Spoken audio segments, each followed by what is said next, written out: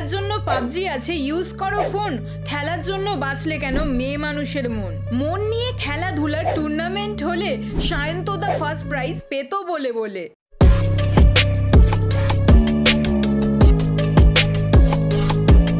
So welcome back to my channel Amazing Ri। তো আমরা এতদিন রেড ফ্ল্যাগের কথা শুনেছি, কিন্তু আজ আমরা দেখতে চলেছি রেড ফরেস্ট। তো আজ আমি কথা বলবো এমন এক মহান ব্যক্তিকে নিয়ে যার হৃদয় অনেক বড়। শুনেছি লোকটার নাকি খুব দয়ামা।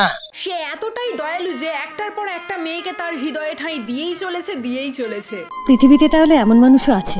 তো সবার সাথে আলাপ করিয়ে দিই, ইনি হলেন দ্য কনফিউজড বক্স। তার বক্সের মধ্যে কোন মেয়ের লাভ লেটার কোথায় রাখবে সেটা নিয়ে সারাদিন কনফিউজ থাকে, তাই তার নাম হলো দ্য কনফিউজড বক্স। প্রত্যেক পুজোয় লোকের নতুন নতুন জামা হয়, কিন্তু ইনি হলেন এমন এক মহান ব্যক্তি যার প্রত্যেক পুজোয় নতুন নতুন গার্লফ্রেন্ড হয়। তো ইনি হলেন এমন এক ব্যক্তি যিনি মেয়ে পটানোয় ওস্তাদ। একের পর এক সুন্দরী মেয়েরা এই ছেলেকে ভালোবেসে প্রেম করছে। ভালোবাসার লোক পেলি না? দুনিয়ায় এত ভালো ভালো ছেলে থাকতে সুন্দরী মেয়েরা এর প্রেমে কি করে পড়ে সেটাই আমি বুঝতে পারছি না। আমি কিছুই বুঝতে পারছি না বন্ধু। আমাদের রাজ্যের অর্ধেক সুন্দরী মেয়ে মনে হয় এরই গার্লফ্রেন্ড। রাজ্যের বাকি সুন্দরী মেয়েদের উপরে নজর পড়ার আগেই ওকে বনবাসে দাও। তো এনার ভালোবাসার গল্প একটু এনার মুখ থেকে শুনে নেওয়া যাক।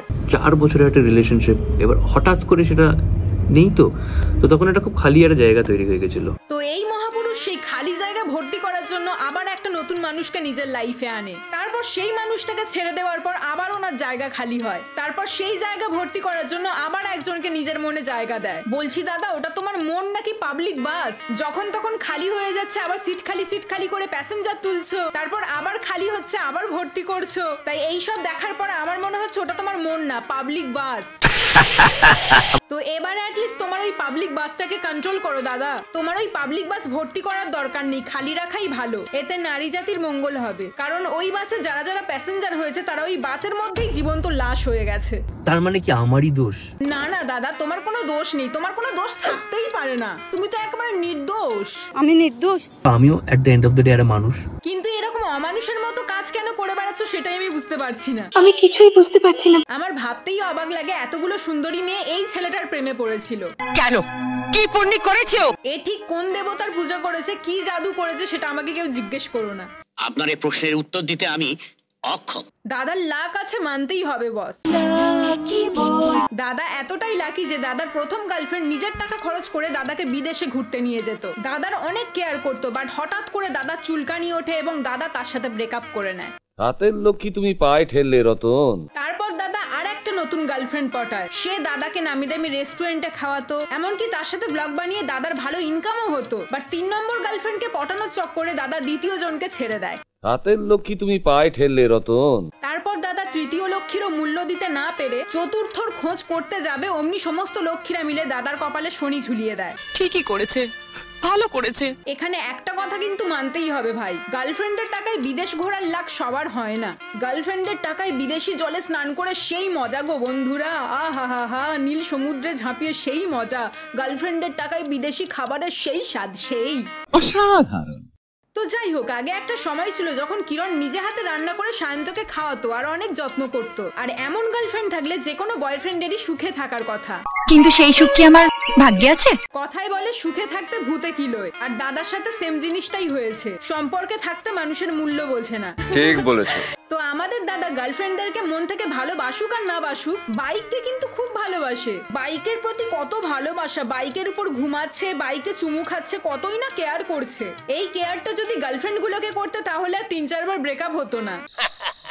সেই বার্থডেটাও আমার খুব বাজেভাবে নষ্ট হয় এই মানুষটার কিছু ভুলের জন্যই, কিছু না মানে অনেক বড় ভুলের জন্য। তোমার সামান্য জন্মদিন নষ্ট হয়েছে বলে এত কষ্ট হচ্ছে, কিন্তু তোমার জন্য এদের জীবন নষ্ট হচ্ছে, মেন্টাল হেলথ নষ্ট হচ্ছে, সেটা নিয়ে কোনো মাথা ব্যথা নেই। কিছু কইবার লাগবো না। আমাদের দাদা নিজে একটার পর একটা গার্লফ্রেন্ডকে ডিচ করে আবার ব্রেকআপের স্টোরি শোনাতে এসেছে। তোর সাহস তো কম নয়। বলছি দাদা, তোমার কি একটুও ভয় লাগে না? নিজে তো জানো নিজে কি করেছো, তারপরেও কনফিডেন্সের সাথে ব্রেকআপের স্টোরি শোনাতে এসেছো। এটাকেই বোধহয় বলা হয় নিজের হাতে নিজেই কবর খোঁড়া। নিজের হাতে নিজের কবরটা কিরকম সুন্দর খুঁড়ে দিলাম বলো তো। যে একটা ছেলে আছে, অভিনয় করে, সাথে আর ইউটিউব চ্যানেল আছে। তোমার ইউটিউব চ্যানেল আছে সে না হয় জানলাম, বাট অভিনয়টা কোথায় করো তুমি? মানে সিরিয়াল সিনেমা কোথাও তো তোমায় দেখতে পাওয়া যায় না। তাহলে ইউটিউবে যে hour side of the story বলে ভিডিও বানাচ্ছ, এগুলোই কি তোমার অভিনয়? এক্স্যাক্টলি।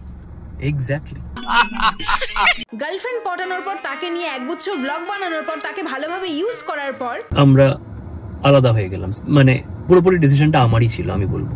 আমি আলাদা হতে চাইলাম, সে হতে চাইনি। বাহ দাদা বাহ, তুমি তো ভালোই খিলাড়ি আছো। যাকে সর্বস্ব ভেবেছিলাম তাকে রেখে তাকে যা ইচ্ছা করব, কিন্তু সে কোনো ডিসিশন নিতে পারবে না। দাদা তুমি কি এখানে নিজের কথা বলছো? মানে কিরণ আর তোমার ভিডিও দেখার পর যেটা মনে হলো সেটাই বলছি। কিরণ তো তোমাকে রেখে দিয়ে অন্য কারোর সাথে সম্পর্কে যায়নি, বরং তুমি বারংবার এক ডাল থেকে আরেক ডালে ঘুরে বেড়াচ্ছ। যাকে সর্বস্ব ভেবেছিলাম তাকে রেখে তাকে যা ইচ্ছা করব।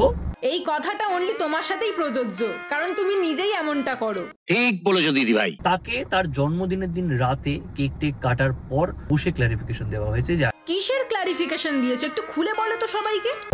এই আমার সমস্যা, আমার দ্বারা এটা আর হচ্ছে না, এই ব্যাপার, এই সেই। ও আচ্ছা, আমাদের দাদা নানা রকম এক্সকিউজ দিয়ে কিরণের থেকে ব্রেকআপ চেয়েছিল কিরণেরই জন্মদিনের রাতে। তাকে তার জন্মদিনের দিন রাতে। মহান কাজ করেছো তুমি। গার্লফ্রেন্ডের জন্মদিনের রাতে ব্রেকআপ চাইছো, সেটা আবার গর্ব করে বলছো। কেক টেক কাটার পর। ও আচ্ছা, কেক টেক কাটা হয়ে গেছে তারপর ব্রেকআপের কথা বলেছে। তার মানে আগে পেট ভরে খাইয়ে তারপর মনটা ভেঙেছে। মানে বলির পাঁঠাকে যেমন আগে ভালো মন্দ খাইয়ে তারপর বলি দেওয়া হয়, ব্যাপারটা ঠিক সেরকমই। বলছি দাদা, তুমি তো একটু আগেই বলছিলে কিরণ নাকি তোমার জন্মদিন স্পয়েল করেছিল। সেই বার্থডেটাও আমার খুব বাজেভাবে নষ্ট হয়, এন্ড এই মানুষটার কিছু ভুলের জন্যই। কিরণ তোমার জন্মদিনে কি করেছিল জানি না, বাট তুমি তো তার জন্মদিনেই সব থেকে বড় বাজটা ফেলে দিয়েছো। তার জন্মদিনেই ব্রেকআপ দিয়ে দিয়েছো। খুব ভালো। তো আমাদের মহান সায়ন্তদা এতগুলো গার্লফ্রেন্ডকে ছেড়ে দেওয়ার পর এখন প্রথম গার্লফ্রেন্ডের সুনাম করছে। তার প্রতি আমার অজস্র সম্মান এন্ড কৃতজ্ঞতা রয়েছে।